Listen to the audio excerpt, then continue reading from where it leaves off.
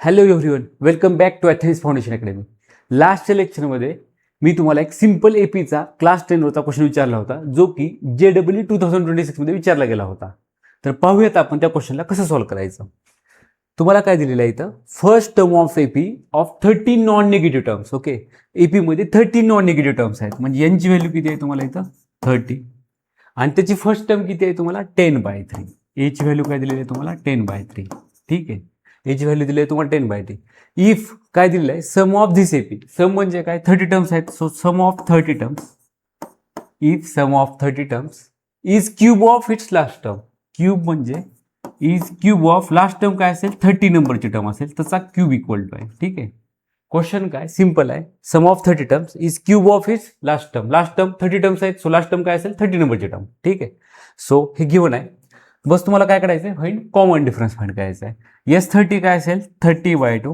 Formula एपीचा simple n/2 2a म्हणजे काय असेल मग 2 × 10/3, कारण फर्स्ट टर्म तुमची 10/3 आहे.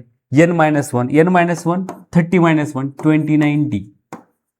ओके, सिमिलरली इकडे राईट साईडला येईल 30 नंबरची टर्म. tnचा फॉर्म्युला काय a + n-1 × d.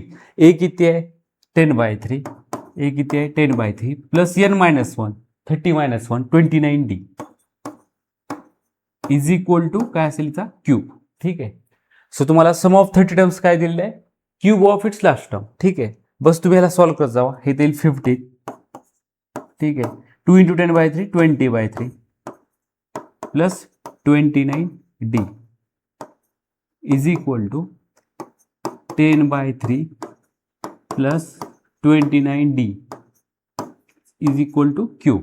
ठीक आहे, 10/3 प्लस 29d चा क्यूब. ओके, बस तुम्ही एक प्रॉपर गोष्ट ऑब्झर्व करा. तुम्ही इथं तुम्हाला क्वेश्चन सॉल्व्ह करायचा आहे. इथं 10/3 आहे प्लस 29d आहे.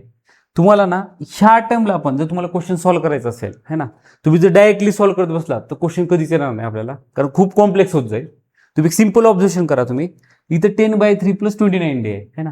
सिमिलरली तुम्हाला 20/3 आहे ना, इथं 20/3 ला पण तुम्हाला स्प्लिट करता येईल. कसं स्प्लिट करता येईल, तुम्हाला 20/3 ला लिहिता येईल 10/3 प्लस 10/3. 10/3 प्लस 10/3 काय होईल 20/3. ओके, तसं का करायचं पण, ठीक आहे ना, तसं का करायचं. ठीक आहे, तुम्हाला तसं का करावं लागेल, कारण काय बघा 15 × 20/3 ला थोडं स्प्लिट करा. 10/3 plus 10/3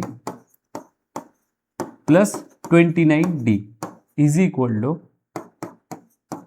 10/3 plus 29d raise to 3. Okay, तुम्ही जर प्रॉपरली ऑब्झर्व केलं, मी 20/3 ला फक्त स्प्लिट केलंय, कारण तुम्ही जर असं डायरेक्टली क्वेश्चन सॉल्व्ह करत बसला तर खूप कॉम्प्लेक्स होऊन जाईल, टाइम कन्झ्युमिंग होऊन जाईल. त्यापेक्षा काय करा, तुम्ही 20/3 ला स्प्लिट करा, आणि हे जर टर्म तुम्ही प्रॉपरली ऑब्झर्व केली 10/3 प्लस 29d हे दोन्हीकडे पण आहे है ना. सो त्याला सिम्प्लिफिकेशन पर्पजसाठी किंवा इझी जाण्यासाठी प्रॉब्लेम त्याची व्हॅल्यू x ठेवा तुम्ही. 15 × 10/3 plus x is equal to x³. Okay, बस ह्याला तुम्ही सॉल्व्ह करत जावा, इझिली सॉल्व्ह होईल आता क्वेश्चन. सो 15 ने मल्टिप्लाय केलं 3 × 5 = 15 50 येईल इथं. ठीक आहे, कारण 15 × 10/3 3 × 5 = 15 5 × 50 15 × x 15x आणि हे x³ ला x³. बस इकडे 0 ठेवा, इकडे x³ प्लस 15 इकडे जाऊन -15 होईल, आणि प्लस 50 इकडे जाऊन -50 होईल है ना. हे क्युबिक इक्वेशन आले.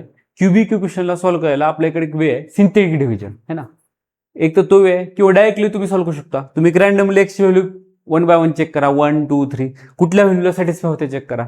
तुम्ही जर प्रॉपरली ऑब्झर्व केलं, इथं जर तुम्ही x ची व्हॅल्यू 5 ठेवली, इथं x ची व्हॅल्यू काय ठेवली 5. इफ जर तुम्ही x ची व्हॅल्यू 5 ठेवली इथं, तर 5³ काय येईल 125. 15 5 75 75 50 दोन्ही negative, -125 plus 125 cancel. So x is equal to 5 साठी हे इक्वेशन सॅटिस्फाय होईल. सो तुमचे x चा आन्सर असेल 5. काय असेल 5. पण मी सॉल्व्ह करण्यासाठी x ची व्हॅल्यू काय ठेवली होती 10/3 plus 29d is equal to काय असेल 5. 29d 5. बस याला सॉल्व्ह करतो आपण. So 29d is equal to काय येईल 5 - 10/3 5 - 10/3. बस 29d इज इक्वल टू 5 3 = 15 15 - 10 5/3. बस हे 29 मल्टिप्लायचं डिवाइडला द्या. सो d ची व्हॅल्यू असेल तुमची 5/87.